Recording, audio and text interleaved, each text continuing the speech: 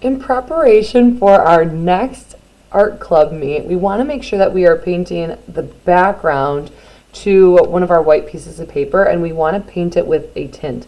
We'll probably realize throughout this week that, you know, acrylic paint does take a little bit of time to dry, and so sometimes we'll have to kind of start a project one day, let it dry a bit, and then work on it more the next time we meet.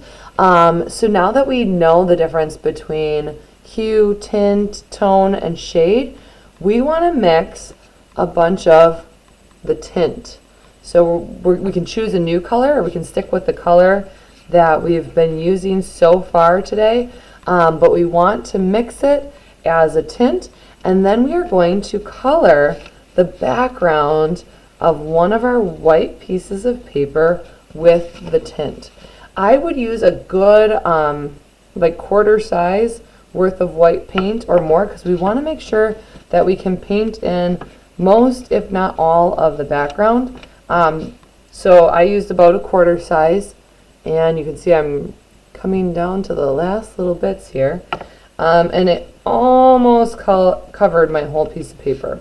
So I got the whole, probably top, I don't know what, 4/5 of it is done.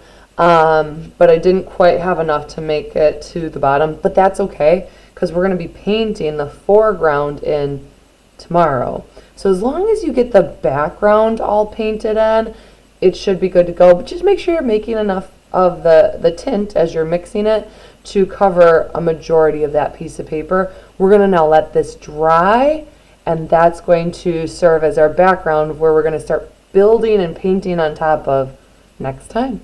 We'll see you then.